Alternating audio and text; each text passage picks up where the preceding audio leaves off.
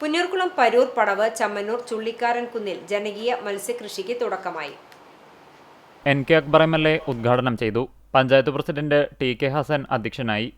Block panchayat അംഗങ്ങളായ കുന്നങ്കാട്ടിൽ Abubakar, V Appu Master, panchayat അംഗങ്ങളായ KH Abid, AD Dhaneeb, fisheries extension officer Reshma R Nair, aquaculture promoter CK Geethamol, പടവ് ഭാരവാഹികളായ AT അബ്ദുൾ ജബ്ബാർ, ഷുക്കൂർ കോറോത്തയിൽ തുടങ്ങിയവർ സംസാരിച്ചു.